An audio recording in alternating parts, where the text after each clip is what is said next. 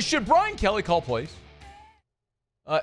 We can look at some things that are objective truths. LSU offensively is not very good. That is an objective truth. That's not being critical of young people. That's not anything other than an objective truth. LSU is 50th in passing yards. They are 117th in rushing offense. They are 85th in scoring. As you probably know, LSU is one of two schools that has yet to score 25 points against an FBS opponent. The 24 LSU scored this past week against Vanderbilt is the most it scored against an FBS opponent. The prior high was 23 against Louisiana Tech. So we can objectively say through 7 games, this offense has not been very good. There's a lot of people who have criticized Joe Sloan. My contention here through 7 games is there is tons of blame to go around, and whoever you want to blame, you're not wrong. You want to blame Joe Sloan. You want to blame Brian Kelly. You want to blame Brad Davis. You want to blame Nussmeier, the offensive line. Some combination of all of that bears blame in various spots. There's nuance to everything. But one thing that I think is important I bring this up because Brian Kelly was asked this question on Monday, and I want to play his answer. But it is important to note, Brian Kelly is, another objective truth, is LSU's most experienced play caller. He called plays at Grand Valley State. You may not, many of us may not know this, but because I don't know how many people were watching Grand Valley State in the late 90s, early 2000s when Kelly was there. But he sort of reinvented himself late in his time at Grand Valley.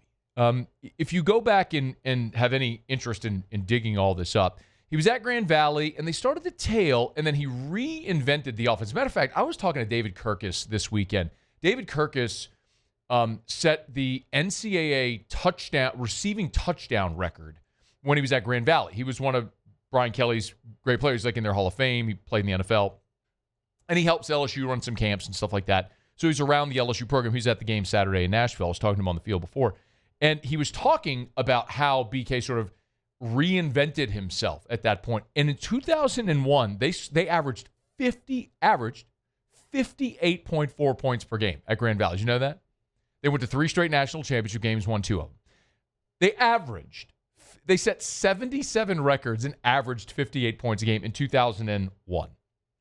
And then he called plays at Central Michigan and at Cincinnati. And then when he went to Notre Dame, he ended up giving up play calling duties. Mike Denbrock went there.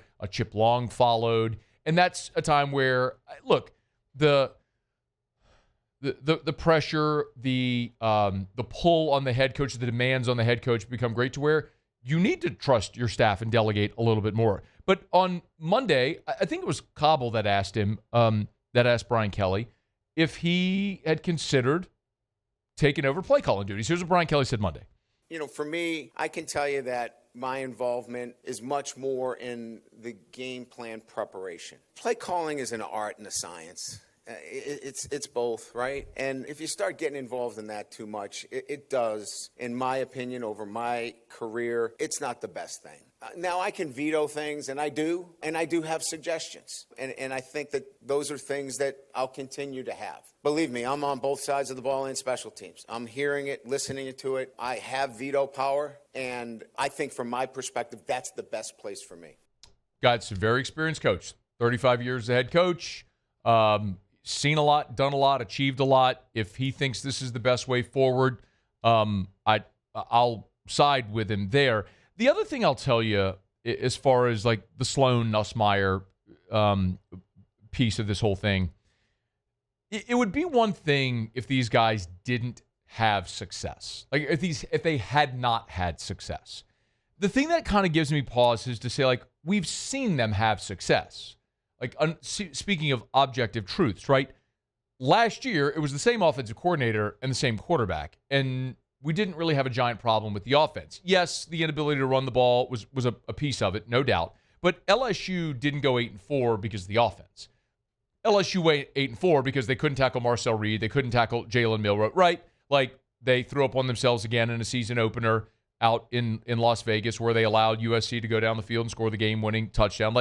They went 8-4 because of their defense last year, not because of the offense. The offense with, again, this play caller and this quarterback scored 30.5 points per game. They were 7th in passing offense, 25th in total offense, averaging 431 yards per game.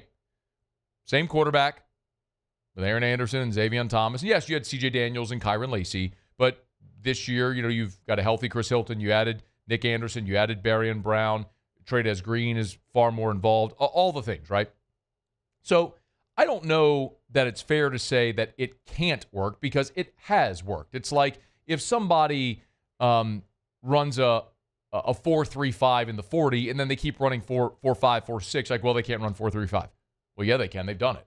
So how do you get back to that, I think, is the real question. The other thing Brian Kelly talked about was sort of in this vein, was about this team self-evaluating, which is something that often happens in the open date. It's something that Brian Kelly said that naturally they did.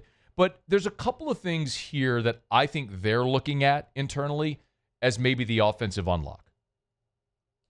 6, please. Been doing it. I mean, look, we want positive outcomes just like our fan base wants, right? But our last 9 quarters of offense have been trending to where we need to be, right? We're running the football with effectiveness. We're targeting the receivers that need to. We got to get Aaron Anderson probably involved a little bit more now that he's healthy. And then defensively, we need to continue to play like we have played in the first half. And if we do that, we get both sides of the ball playing complementary football. I think I've said it more than once that we haven't played that complementary football where both sides are hitting on all cylinders. We just haven't hit that point yet. So we'll continue to prepare our football team, work on the things that can help us get to that level. And it's an ongoing process that every day is a self-evaluation of what I'm doing, what our players are doing, what our coaches are doing. And we're taking all those hours to make sure we do that. So there's 2 things really there that I think are worth focusing on. One, he said we're getting the ball to the guys that need to get it.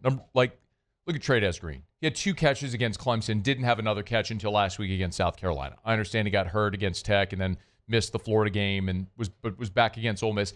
And then they gave him 11 targets against South Carolina. Lo and behold, 8 catches, 119 and a score, no doubt. Against Vanderbilt, he was your leading receiver in that game as well. So Xavier Thomas led you in receiving yards because he had the big 62-yarder. But Trey'Dez was right there as well. Berrien Brown. Brian Kelly said a week ago they need to get the ball to Berrien Brown. Well, 4 of the first 6 offensive plays, they got the ball to Berrien Brown. Now, Brown had a critical drop in the fourth quarter when you were trying to drive to maybe go tie the game, and unfortunately you had to punt there on that 3rd down. Harlem Berry's another. In the last 2 games, Harlem Berry's had 15 rushing attempts. I don't think it's any coincidence that you're starting to show more of a commitment to running the ball, which Brian Kelly said there as well. Running the ball better. You ran for 166 yards against South Carolina. You ran for 100 yards against Vandy, but it was only on 21 attempts, so you ran for nearly 5 yards a carry. Again, we're going to focus on the 100 yards because it was less, but you only ran 49 plays. You were closer to balance with 28 pass, 21 rush. I'd like to see that even closer, but you averaged nearly 5 yards a carry. You are showing more effectiveness in those ways. Listen, this isn't perfect. I don't think it's going to be perfect, and I don't think at any point this year it's going to be super explosive. But can it be good enough to find a way to complement your defense to where you can get past some of these good teams on your schedule and find a way to win these games? That's going to be a huge part of it. And I think the biggest question is, will any of this matter, who you're trying to force the ball to, whether you run the ball, if you can't block?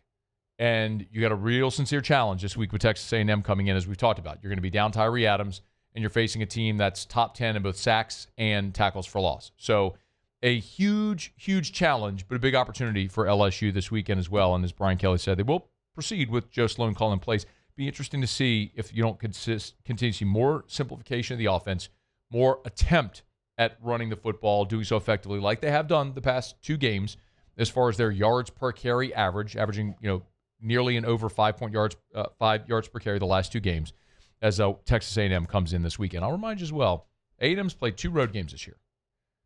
They gave up 41 against Notre Dame, and they gave up 42 last week at Arkansas. I understand LSU's not an explosive offense, and I don't think they will be. But there's opportunities to be had against that A&M defense if you can find them. Hey, thanks so much for watching. Please leave your comments. I love to interact, and be sure to hit the red subscribe button below.